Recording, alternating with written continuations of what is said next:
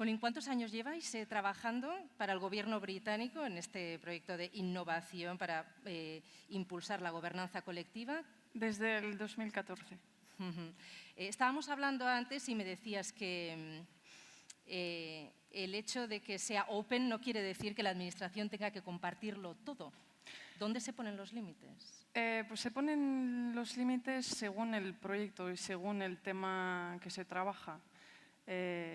Nosotros podemos trabajar cualquier tipo de temas y a veces por razones o bien políticas o por razones de seguridad, pues no hablamos abiertamente de los proyectos que hacemos. Pero eso no significa que no trabajemos de forma abierta. Podemos, por ejemplo, favorizar la colaboración entre diferentes equipos o incluso diferentes ministerios o también incluso a veces, aun en estos proyectos de los que no queremos hablar demasiado, invitar a algunos agentes del sector, o sea, de la ciudadanía. Bueno, todo ello para cortar distancias, ¿no? Esa distancia que separa tanto a la administración de la ciudadanía. Pues bienvenida, muchas gracias por estar aquí. Te escuchamos. Por invitarme. So, I'm Pauline and I'm from the Policy Lab. Today I'm going to tell you who are the Policy Lab. Pauline naiz eta Policy Labetik nator erresuma batutik. Kontatuko dizuet nortzu garen, zer egiten dugun, zertarako egiten dugun, nola egiten ditugun gauzak, eta adibide batzuk emango dizkizuet nola erabiltzen ditugun tresnak gure proiektuetan, eta beste informazio gehiago ere emango dizuet. Beraz, nort gara. Gu talde txikia gara. Ganbarako kabineteko bulegoan lan egiten dugu, eta ikerketa soziala, diseinua eta beste disiplina batzuk lantzen ditugu. Hementxe dugu diruzaintzako eraikina bigarren solairuan, hor lan egiten dugu, kabinetean, hor babesa ematen dio erresuma batuko lehen ministroari. Guk hor egiten dugu lan, baina funtsak ez datoz gobernutik, kabinetetik. Hainbat saietatik datorkigu dirua. Hementxe ikusten dugu Westminsterreko ingurua Londresen, eta hortxe daude sail guztiak, justizia, pentsioak, hezkuntza eta bar. GURK proiektuen arabera lan egiten dugu, hainbat lantalderekin, denak Britainiako gobernukoaren barne daudenak.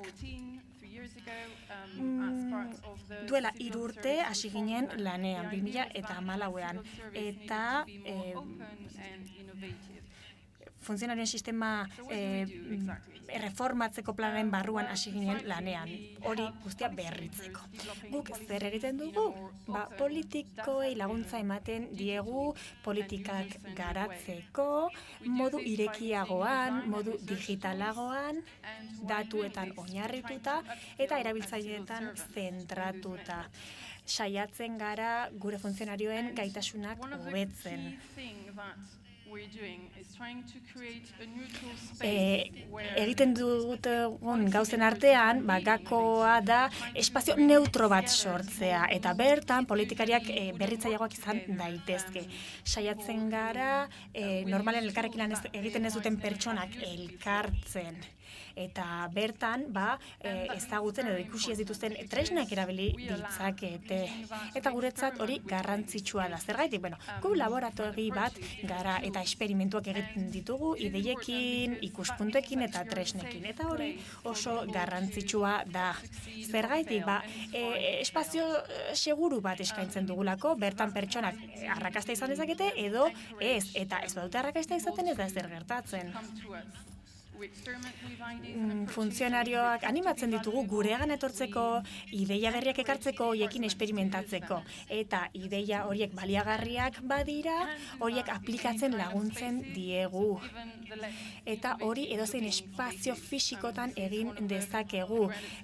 Horrelako espaziotan ere, ez dela oso berritzailea. Areto hau oso tradizionala da, Westminsterren horrelako areto ugari daude. Ez dirudi berrikuntza sortzeko aretoa denik, baino, bueno, hor egiten ditugu. Eta hor ere berrikuntza gerta daiteke, sor dezakegu. Eta hainbat gai lantzen ditugu. Adibidez, etxerik ez duten pertsonen arazoa, trenbideen etorkizuna, etxe bizitza, nola eraiki etxe bizitzak toki egokietan, mundu digitalari buruzko gaiak ere lantzen ditugu. Hainbat proiektu lantzen ditugu. Arrakasta nahikoa izan dugula uste dugu, baino askotan ez da erresa neurtzen izaten ari garen inpaktu erreala. Gu, hasi ginen eta jarraitzen dugu lanean, existitzen jarraitzen dugu eta horrek nire ustez esan nahi du, arrakasta izan dugula. 500 funtzionarekin baino gehiagorekin egin dugu lan eta tresna kutxa bat dugu, interneten eskuragarri dagoena eta blog bat ere badugu. Gure proiektuetako batzuek arrakasta izan dute eta kostu txikian gainera. Adibidez jarriko dizuet, gure lehenengo proiektuetariko bat zen poliziaren digitalizazioa. Hau da, tresnak eman nahi genituen, adibidez, delitu bat online denuntziatzeko, salatzeko. Hori ja, Ingalaterran eta Galesen dagoeneko ezarri egin da, eta hori esker 3,7 milioi libera aurreztu dituzte. Zein da gure enfokea, gure ikuspuntua? Agian entzun dituzue gai hauek, baina 4 printzipio ditugu. Horietan oinarritzen dugu gure lana. Lehenik eta behin esaten dugu erabiltzaileetan zentratu behar garela. Hau da, zerbitzu publikoak erabiltzen dituzten hiritarretan. Eta evidentzian oinarritzen gara. Ez ideietan edo intuizioetan edo sentimenduetan, ez frogetan, probetan oinarritzen gara. Eta diseinuak egiten ditugu, baino elkarrekin, hau da, politikoek lan egin behar dute, hiritarrekin, enpresa pribatuekin, udalekin, eta bar, proiektuentzako garrantzitsua den edozein erakunderekin. Eta beste printzipioetako bat, honakoa dugu. Prototipoak egitea. Ideiak probatu behar ditugu, behin eta berriro, zentzua duen zerbait lortu arte. Ideia nagusia zera da. Adibidez jarriko dizuet, baliteke politiko batek pentsatzea zerbait ez duela ondo funtzionatzen, ez delako nahikoa azaldu, baina hori ez da kasua. Hori baliteke hasieratik ideia hori txarra izatea, ez delako ondo diseinatu. Anekdota txiki bat kontatuko dute, nire lankide bat urte askotan funtzionario ibili da. Eta 5-6 urtetan barne ministerioan lan egin zuen, baina ez zuen ministroik ezagutzen. Eta ez zituen herritarrak ere ez da ezagutzen. Eta hori aldatu beharra dago. Gure ustez, 4 printzipio horiek erabilita politika hobeak egingo ditugu eta dirua aurreztuko dugu. Erabiltzaileak ondo ulertzen baditugu, behar dituzten gauzak sortuko ditugu, ez behar ez dituzten gauzak. Denok ikusi dugu horrelako irudiak iraganean. Jendeak azkenean egiten du, egin behar duena, eta beti bide motzena aukeratzen dute. Eta hementxe dugu adibide argi bat. Eta adibide hau benetakoa da. Guk lan egiten dugun tokitik kanpo dagoen parke txiki bat da, eta hor ikusten dugu adibidea.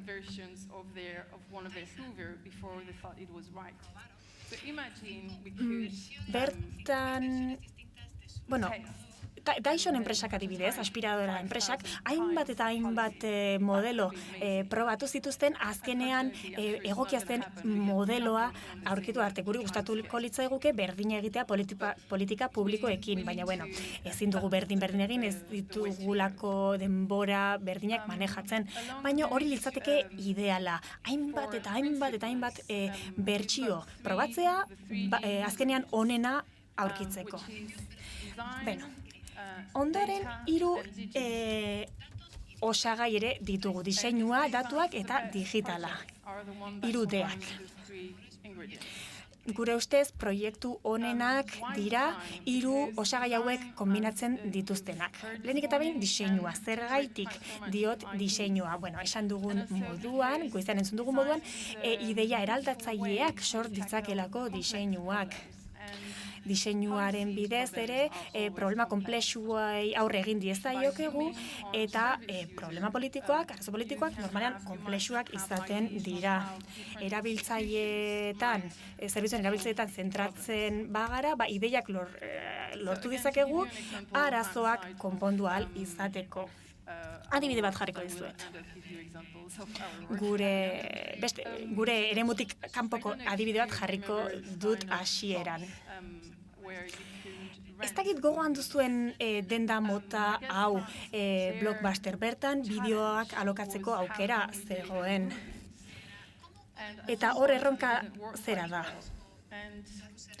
Nola eskaini dezakegu pelikulak eskaintzeko zerbitzu bat?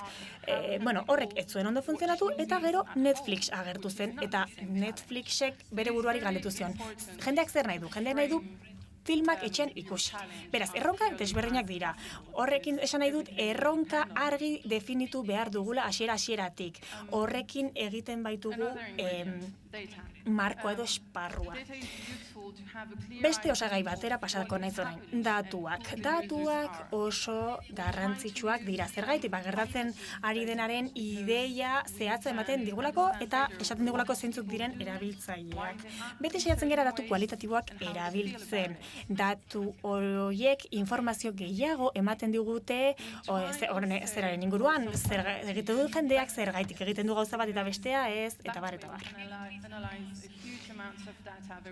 Datuen zientzia ere erabiltzen dugu. Zergaitik horrei esker datu kopuru handia azkarrago kudeatu dezakegulako, ikusi dezakegulako, eta datu egokiak lortzen laguntzen duelako. Askotan gobernuan ez ditugu datu egokiak, eta hori arazoaren parte izan hori da. Eta azken osagaia digitala, teknologia digitalei esker jende askoren gana iritsi gaitezke. Haien ideiak ulertu ditzakegu, ideiak sortu daitezke horien bidez, edota haientzako garrantzitsuak diren zerbitzuak sortuko ditugulako.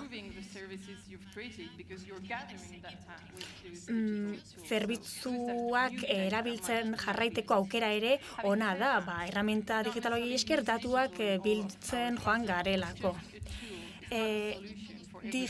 Elementu guztiak ez dute tono digital hori, ez du denetarako konponbidea eskaintzen, baina osagai garrantzitsua bai da. Orain prozesuari buruz hitz egingo dut. Hementxe duzu gutxi gorabehera prozesuak duen itxura. Guk 3 fase nagusi bereizten ditugu. Hau litzateke egoera ideala. Lehenengo fasea dugu. Eta bertan erronka definitzen dugu. Bigarren fasean ikerketa pixkat egiten dugu, prototipo bat egiten dugu eta testeatzen dugu. Eta fase bakoitza beste 2 azpi faseetan bereizten dugu. Lehenik eta behin irekitze saiatzen gara ideiak biltzen eta sortzaile izaten. Eta ondoren enfokea pixkat itxi egin behar dugu. Zer egin behar dugu? Elementu horietako batzuk aukeratu eta horietan zentratu behar gara. Prozesu guzti horretan zehar, beti saiatzen gara irekiak izaten eta kolaboratiboak izaten. Hemen pantailan ikusten dena ez dakit oso argi ulertzen den, baina nik argi ikusten dut. Hori bai, beti ez du horrela funtzionatzen, gauzak beti ez dira hain argiak. Baliteke batzuetan prototipoa goizegi egitea eta gero beranduago elkarrera egitea pertsona desberdinekin batera. Hau egoera ideala da eta gauzak ez dira beti hala gertatzen. Batzuetan lantaldearen barruan egonda ere, zaila da prozesua ulertzea. Ni polizia bera iritsi nintzenean esaten, baina hau zer da, ez dut ulertzen. Baina gero ja pixkanaka ulertzen dituzu gauzak.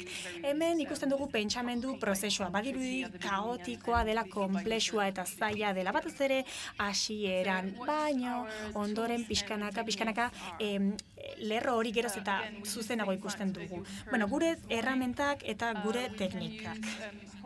Dagoeneko aipatu ditugun gauzak erabiltzen ditugu. Adibidez,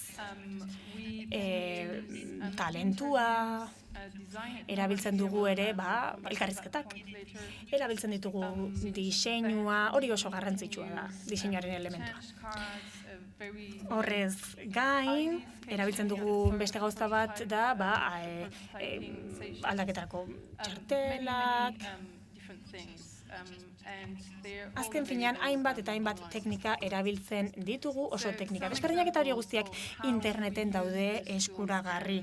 Adibide batzuk jarriko dizkizuet, erakusteko nola erabiltzen ditugun tresna eta teknika horiek.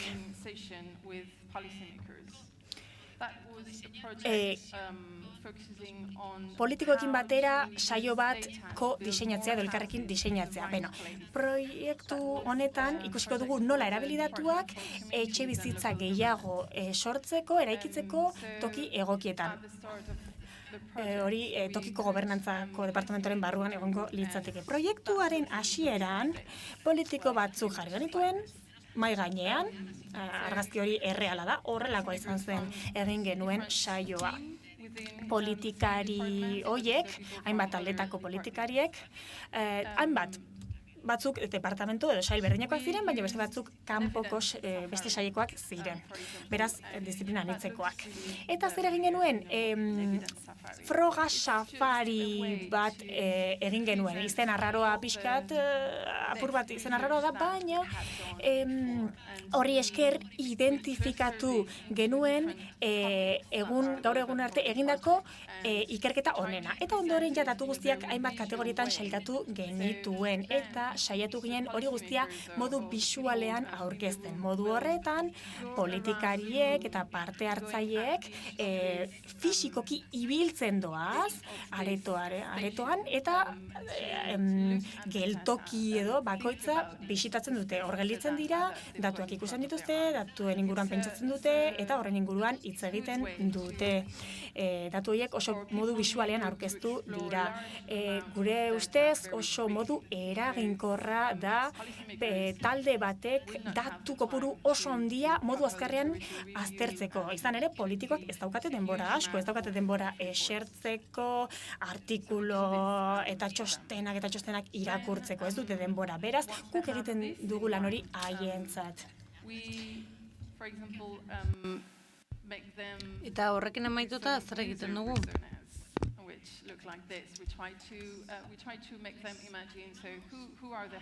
Animatu egiten ditugu, erabiltzaileen lekuan jartzeko nortasunak sortzea eta irudikatzea eskatzen diegu. Sarritan ez dituzte erantzunak eta sarritan kosta egiten zaie ariketa hau egitea. Eta normalean ez dira benetako datuak erabiltzen, baina guk egiten duguna da animatu, haiek erabiltzailerengan pentsa ezaten. Politikak ez dira honetan oinarritzen, ariketa bat da, empatia sortzeko ariketa bat da, amaierako erabiltzailearekin. Gero aurrerago proiektuan metodoak erabiltzen ditugu, bestelakoak, ausazko eta irudikatutako pertsonaia horiek sortzeko eta gehiago garatzen ditugu. Gero, erabiltzaileen mota bakoitzarentzat, haiek identifikatutako erabiltzaile bakoitzarentzat prozesu bat pentsatzen dute. Etxe bizitza bat pentsatzeko prozesua. Eta azaldu behar dute zein datu erabiliko dituzten une bakoitzean. Hor zalantza asko sortzen dira. Eta orduan konturatzen gara, gauz asko ez dakigunaz. Eta honekin amaitzen dugu. Hau da, etxe bizitzari buruzko datuen mapa bat. Elkarrizketak egin eta gero, eraikitzaileekin, datu zientzialariekin inkestak egin eta gero, hemen ikusten ditugu prozesu horren elementuak. Prozesua orokorrean ikusten da, ez daude xietasun asko, baina fase bakoitzen ikus dezakegu zer nolako esku hartzak egon behar diren. Ideia oso orokorrak dira, Eta pentsatu egiten dugu eremu bakoitzean zer egin behar dugun eragin ahalik eta handiena izateko. Jasotzen ditugu fase guztiei dagozkien datuak eta baita esku hartzenak ere. Esan behar dizuet, edo eman diezazuek eta hemen adibide bat. Nola da horrela lan egitea? Proiektu hauen erdia hauteskunde orokorrak zirela eta gertatu ziren, gu noski ez genuen hori espero. Ezin izan genuen ere ez egin galdeketa publiko handi bat, hauteskundeak zirelako, eta horrexegatik lan egin behar genuen hasieratik gurekin lanean aritu zirenekin, baina proiektuetan horrelakoak gertatzen dira eta oztopoak gainditu egin behar dira.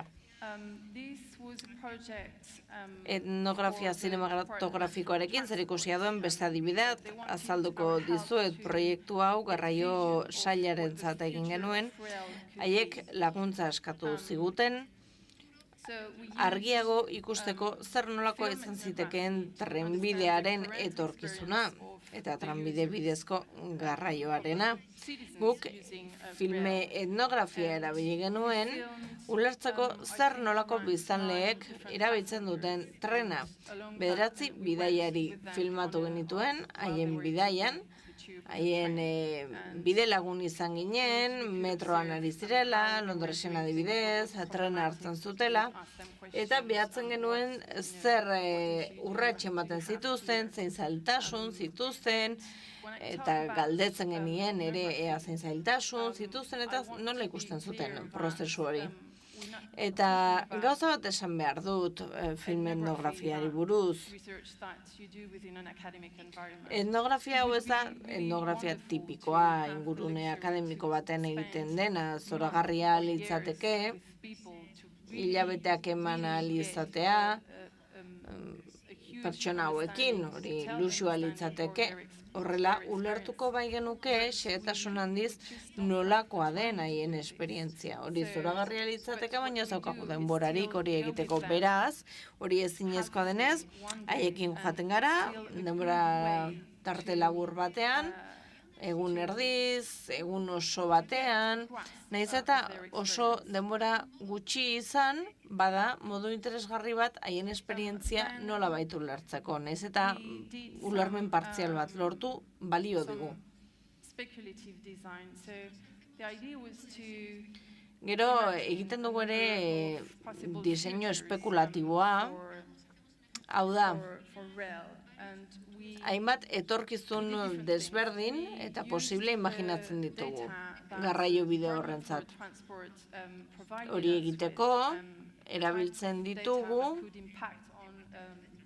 garraio sailak emandako datuak eta saiatzen gara jakiten ea nola eragin dezaketen datu horiek bidaiarien etorkizunen. Datu horiek erabiltzen ditugu eszenario posibleak pentsatzeko, grabazioak ere erabiltzen ditugu,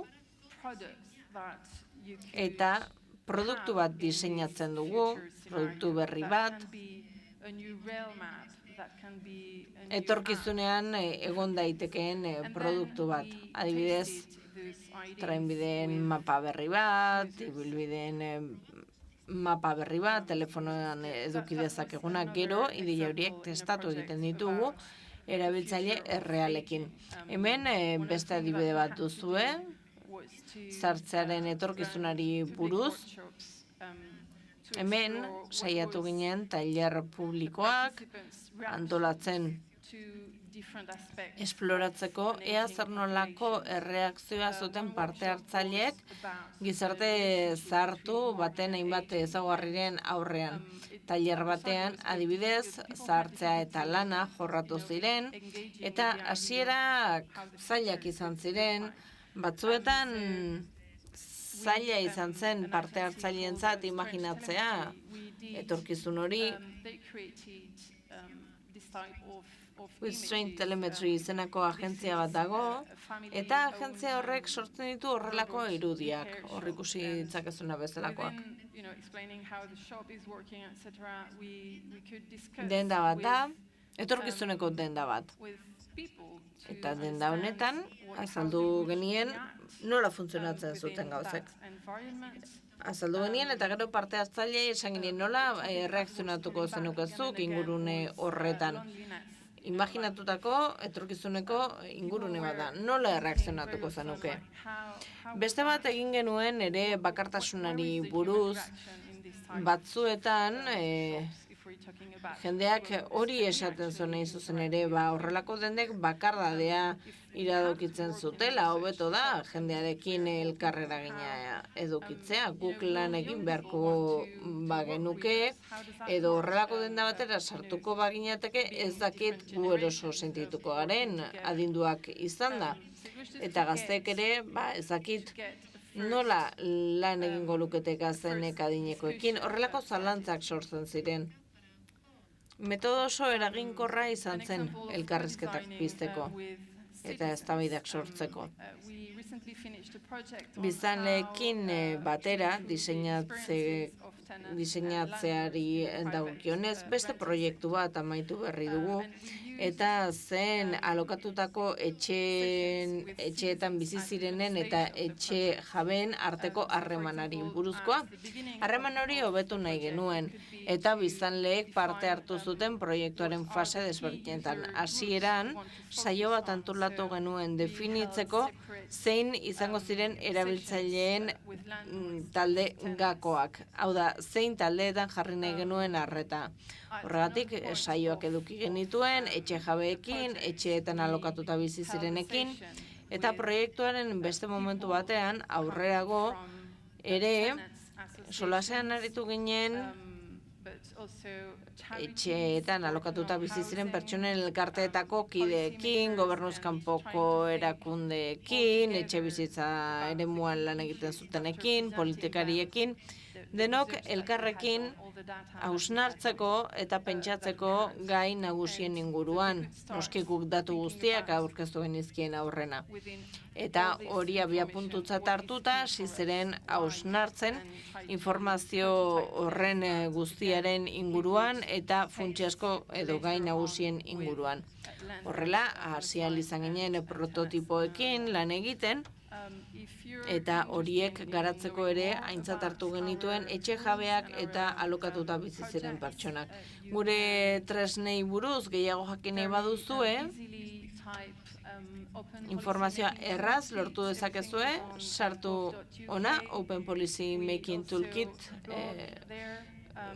informazioa duen gunera Googleen hori sartuta aurkituko duzu. Badaukagu ere blog bat, gure webgunean, liburu bat argitaratu dugu ere, Lucy Kimbolek idatzitakoa, bera diseinatzailea da, eta hasieratik aritu da gurekin Policy Laben lanean, uste dut honekin amaituko dela, mila esker. Mila esker zuri, Pauline, baditugu galderak, baina bakarra egingo dugu ordua dela eta. Eta galdera hori da gobernuko sailek duten jarrerari buruz eta politikariek duten jarrerari buruz. Nola ikusten zaituztete? Saiestu egin nahi zaituztete edo uste duzu haiek erabilgarritza jotzen dutela zuen lana? Esango nuke ez dagoela erantzun bakarra.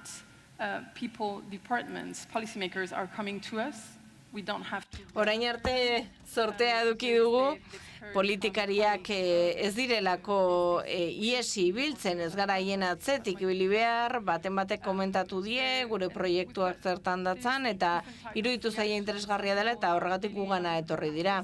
Erreakzioak denetakoak daude, batzuei izugarri gustatzen zaie, esaten dute zoragarria dela, gehiagotan egin behar dutela, eta beste batzuk ordea esaten dute, guazen probatzera.